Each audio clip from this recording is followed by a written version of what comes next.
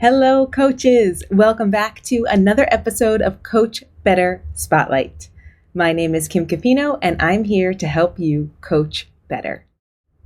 After decades as a teacher and coach in international schools, I founded my company, Eduro Learning, to help you recognize and leverage your influential leadership so you can move from feeling like just a teacher to a confident leader in your school community, however that looks for you. I work with clients around the world through our certificate programs and private mentoring packages, and today's episode is inspired by some of the conversations we have in our global cohort of women who lead. If you have a topic you'd like to see us talk about or a guest you'd like to see on the podcast, please leave a comment below. Join our Coach Better Facebook group or find us on social media at Eduro Learning and send me a DM. Today, I'm chatting with Dr. Rania Saeb, Assistant Professor at West Coast University and lecturer at Cal State University San Marcos. This spotlight focuses on how Dr. Saeb found her voice as a leader when sharing the results of her research on the lack of visibility of Arab American students in American schools. In the full-length episode, we talk about creating an equitable school experience for all students, beginning with the outcomes of her research and broadening to how we can apply that learning in context to our individual school environments. We also discuss why it's important that all students are seen and what that looks like and how teachers can get started. To listen to the full episode, subscribe to Coach Better wherever you get your podcasts.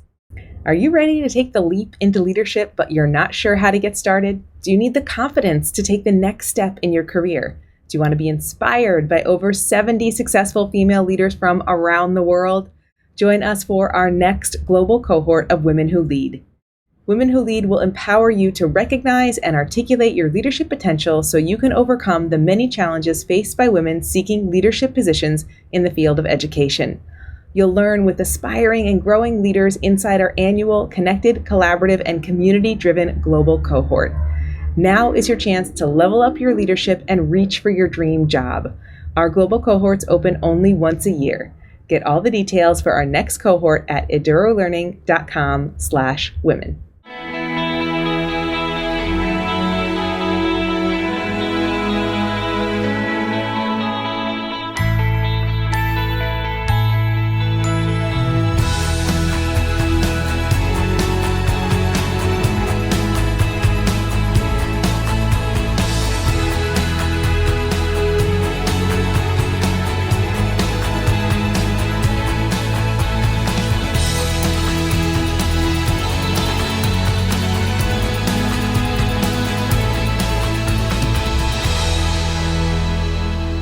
Welcome back to another episode of the Coach Better podcast.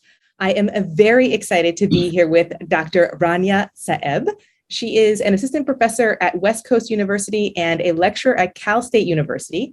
And her connection to international schools goes back to when she was teaching at the American International School of Kuwait. And she's currently an IB examiner. So she has a super interesting lens on the world. And I'm super excited to be here with you, Dr. Rania.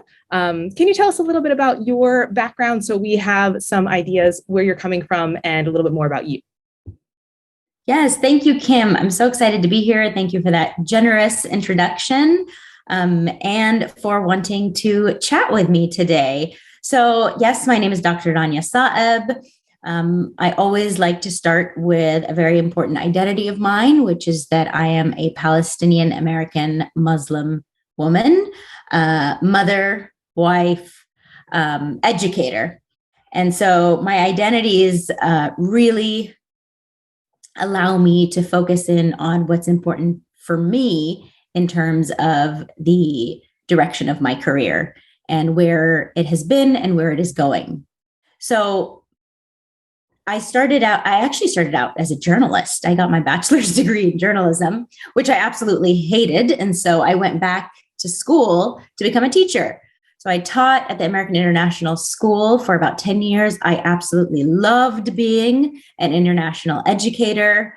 I loved my students so much. And then my husband and I decided to move to the United States with our children. I have 3 little boys, all under the age of 12.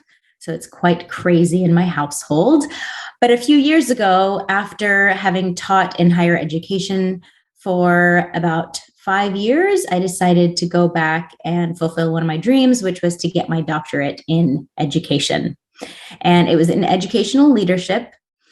And my focus was the cultural identity formation of Arab American youth.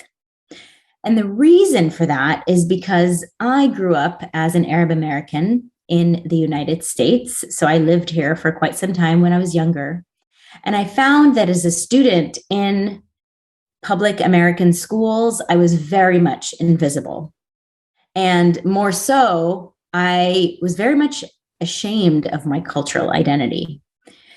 And I'm really worried that my kids will take that same path.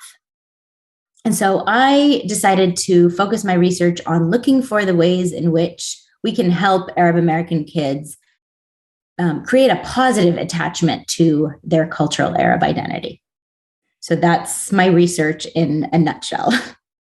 You have been so clear about wanting to share what you have uncovered and get your voice out into the world. How did you... Sorry, Siri, my watch is talking to me. Sometimes mine does too. Wait. She'll probably say something now. In terms of your leadership and recognizing that you had this thing to share, like, how did you find that voice? You talked about applying to give that presentation and just kind of like doing it really quick and making sure you got it out there. And that kind of started the ball rolling. How did you do that for yourself? And how could others who may also have something they want to share, but they don't really know how to find that voice, what advice do you have for them? Imposter syndrome is real. I dealt with it. I still sort of deal with it at times for a very, very long time. And I would imagine I had these like big dreams about making a difference in the Arab American community. And I always would talk myself down and say, what's little old me going to accomplish? You know, I don't have 15 PhDs like these other professors or these other researchers. There's no way that they will accept my proposal at the AERA conference. There's no way that they're going to publish this article if I write it. But when that crack opened in the doorway, it was like this glimmer of hope. And I thought, wow, someone's actually reading my stuff. Wow, someone actually wants to listen to me. Or, oh my goodness, they contacted me. They want to read what I have to say. So it's one of those things where you just have to believe that someone out there wants to hear your story. They want to hear what you have to say. And honestly, I never thought that they would. And if I can do it, anybody out there can do it. Educators are, we are sponges. We want to learn more. We want to better ourselves. Yes, we get emotionally exhausted in this job. I think educators have the hardest job in the world. However, something we all have in common is we love students. All we want to do is to better education for the next generation and so on and so forth, whether you're a parent or not. And so it's hard. It's really, really hard to get out of your way and think that, I can make a difference. But start with something small. Write something, write an article. You don't necessarily have to submit it. Have it on hand. When you see, some kind of journal ask for calls for this and that, submit it. If you get rejected, so what? I've gotten rejected several times from several journals and conferences. But eventually someone will say, we want your work. We like what you have to say. So if you don't try, you're never going to succeed. You just have to keep trying and be okay with falling a few times. But eventually you will find that hook, right? And it'll give you that courage to keep going. Yes. And that connects back to, I told you I'm on a from defining to refining kick this year. Yes. And I think that hits at that right there, because sometimes, I don't know if it's we're so close to it, we can't see the forest through the trees or whatever the issue is, but we might fail because we haven't quite articulated it in the way that someone else can understand and capture and recognize that, yes, I want to dig deeper into that. And so if you try once and you fail, don't give up, because it might be the way you've articulated it. It might be, the first sentence in that article. And the more feedback you get, the more opportunities you try for it, the more time you give it to tweak and twist and adapt and refine, the more you're developing that voice of what you want to say, so that when people are interested in hearing what you have to say, you really have something powerful to say. Yep. Absolutely. I mean, one of the first things I wanted to do after my research was I wanted to write a book, because I've always wanted to write a book, right? I just didn't know what it was going to be about. And so it took me months and months, and it was very tiresome and mentally exhausting, but I submitted a book proposal and it was rejected like crazy. And it was very crushing for my self-esteem. But I learned so much from that process. I have a whole chapter written, and now I took pieces of that and I'm writing smaller articles, or I've created some presentations out of it. So no work that you create will go into your recycle bin. It's something that you can use, tweak, change.